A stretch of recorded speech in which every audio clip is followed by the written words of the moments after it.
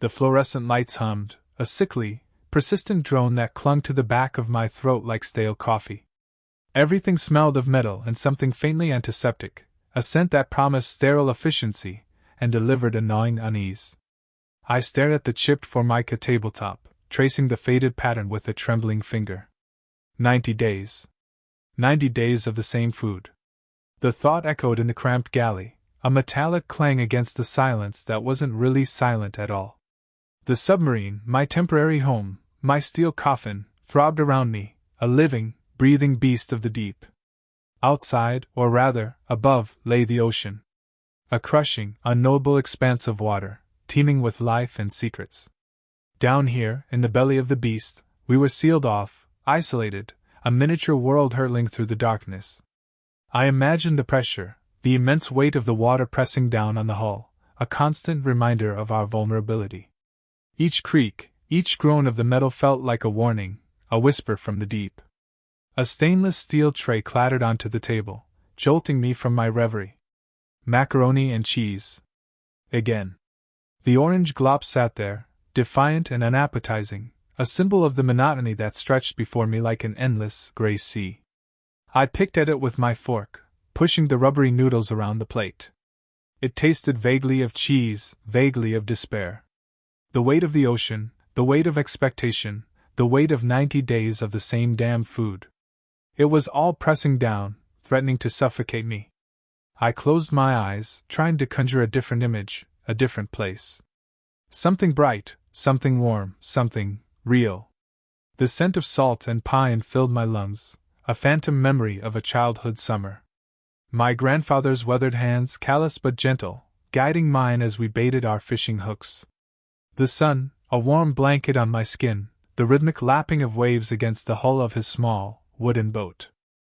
He'd always pack the same lunch, thick slices of rye bread smeared with butter, crisp dill pickles, and a thermos of sweet, strong tea.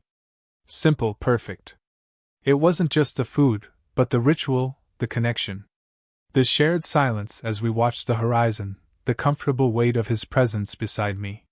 He never talked much, Grandpa, but he had a way of making you feel seen, understood.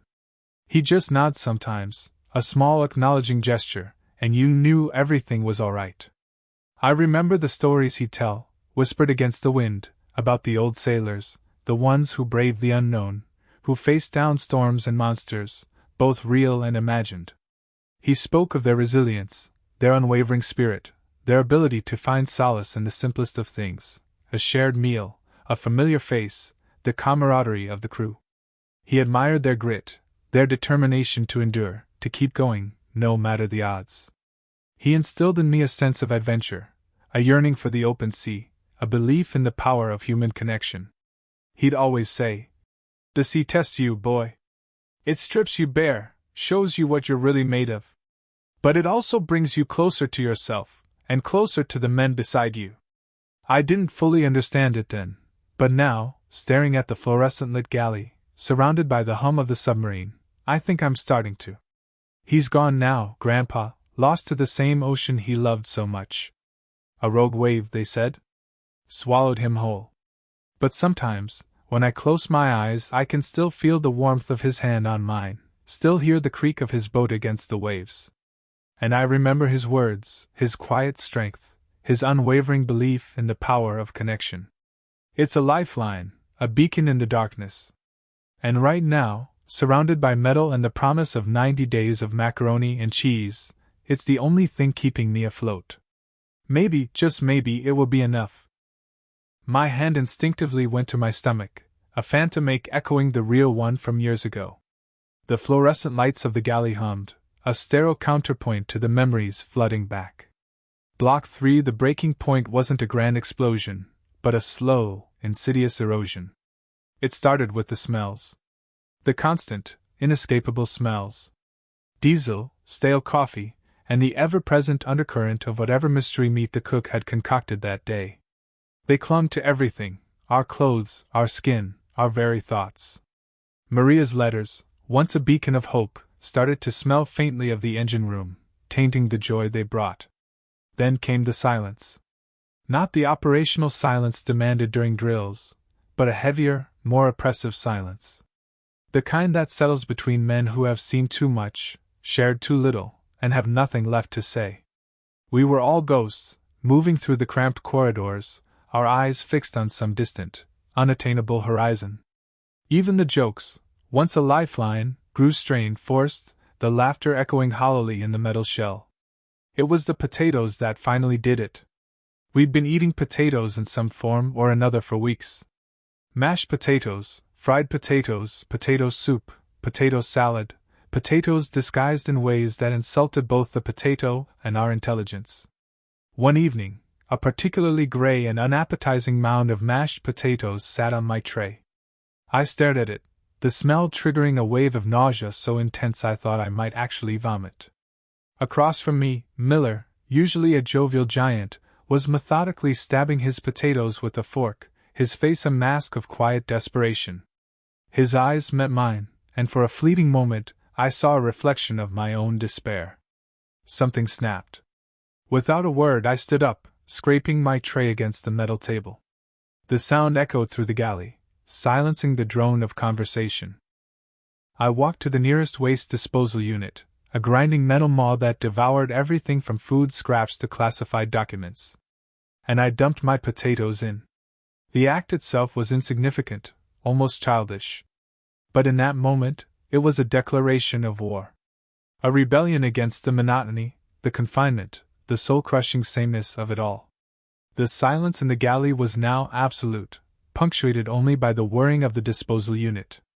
Miller watched me, his fork suspended in midair. I didn't look at him, or anyone else. I just walked out.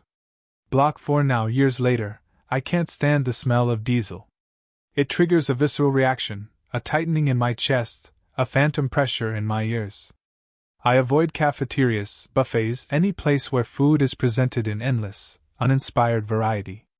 The sheer abundance overwhelms me, reminds me too much of the enforced scarcity of the submarine. Potatoes are still a minefield. I can eat them, sometimes even enjoy them, but there's always a lingering unease, a sense that I'm tempting fate. Maria, bless her heart, tries to make them different ways, but she knows. She sees the flicker of discomfort in my eyes, the subtle tension in my jaw. We don't talk about it, but she knows. The hardest part is the silence. I crave it, need it, but I also fear it. It's a constant reminder of the unspoken words, the buried emotions, the things we couldn't, or wouldn't, say to each other down there. I find myself filling the silence with meaningless chatter, with the drone of the television, anything to keep the ghosts at bay. I see a therapist now. She asks me about my dreams, about my childhood, about my relationship with my father. I tell her what I can, what I'm willing to share. But there are some things that remain locked away, buried deep within the steel hull of my memory. Things that even she, with all her training and empathy, can't reach. Sometimes, late at night, when Maria is asleep, I find myself staring out the window, watching the city lights blur in the rain. I imagine myself back on the submarine, surrounded by the hum of machinery, the smell of diesel, the oppressive silence. And I wonder if I ever truly left. If a part of me is still down there, trapped in that metal coffin, endlessly circling the depths, forever eating potatoes. I try to explain it to Maria, but the words always fail me. How do you describe the taste of despair? The weight of isolation? The feeling of being utterly, irrevocably alone, even when surrounded by men you would trust with your life? She squeezes my hand, looks at me with those knowing, compassionate eyes and says, I understand. But I know she doesn't. No one can unless they've been there. Unless they've tasted the same salt, breathed the same air, eaten the same goddamn potatoes. And that, I realize, is the most isolating feeling of all. Being alone, even when you're not. Block 5, the hatch hissed open, a blinding square of sunlight cutting through the perpetual twilight of the submarine. I stumbled out, legs shaky, onto the pier. The air, thick with the scent of salt and diesel, felt impossibly clean, almost painfully vibrant after 3 months of recycled oxygen. I hadn't realized how much I missed the simple act of breathing fresh air. My wife, Sarah, stood waiting. I hadn't seen her in what felt like a lifetime. Her face, etched with worry lines I hadn't noticed before, broke into a radiant smile as she saw me. I wanted to run to her, but my body felt leaden, unfamiliar. Each step was a conscious effort, a reawakening of muscles long dormant. We met halfway, and she wrapped her arms around me. Her embrace was warm, solid, real. A wave of emotion crashed over me, relief, gratitude, but also a profound sadness. The taste of freedom was bittersweet, tainted by the memories of the men I had left behind, their lives still submerged, their sacrifices unseen. "Welcome home," she whispered, her voice thick with tears. Home. The word echoed in my mind. Was it still home? Had I changed too much during those 90 days? Had the silence, the isolation, the endless monotony of the same food, the same faces, the same routine, irrevocably altered me? We drove in silence, the landscape blurring past the car window. I saw the familiar sights of our town, the quaint shops, the tree-lined streets, the children playing in the park. It all seemed so normal. And I felt like anything but. That night, I sat at our dinner table, a feast spread before me. Sarah had prepared all my favorites: roasted chicken, mashed potatoes, green beans, apple pie. The colors were vibrant, the aromas intoxicating. But as I took a bite of the chicken, I felt a strange detachment. It tasted good. But it didn't taste like anything. The flavors were just sensations, lacking the emotional weight I had expected.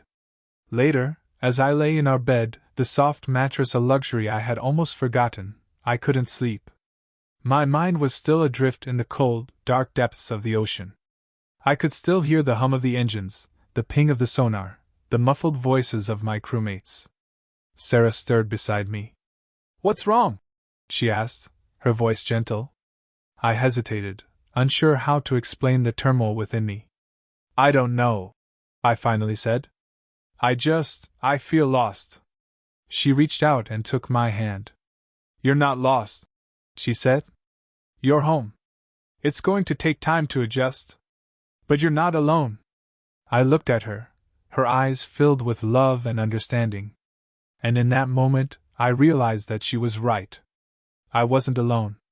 And while the submarine would always be a part of me, a chapter in my life that had profoundly shaped me, it didn't define me. Over the next few weeks, I slowly began to reintegrate into civilian life. I spent time with Sarah, rediscovering the simple joys of our relationship. We took walks in the park, went to movies, cooked meals together. I reconnected with friends, sharing stories and laughter. One day, I visited a local elementary school and spoke to a group of children about my experience on the submarine. I told them about the challenges we faced, the sacrifices we made, and the importance of teamwork and perseverance. As I spoke, I realized that the 90 days I had spent submerged had given me a new perspective on life. I had learned the value of human connection, the importance of resilience, and the power of hope. I had faced my fears and emerged stronger, more compassionate, and more grateful for the simple things in life. The experience had not been easy. The monotony of the food, the isolation, the constant pressure, it had all taken a toll. But it had also been transformative. It had stripped away the superficial and revealed the core of who I was. I am home. And I am finally beginning to understand what that truly means. The submarine will always be a part of my story, a reminder of the depths I have plumbed and the heights I can reach. And the taste of Salisbury steak? It will forever be a reminder of the sacrifices we make, the bonds we forge, and the enduring power of the human spirit to find meaning, even in the most unlikely of places. The taste of survival. The taste of coming home. The taste of life.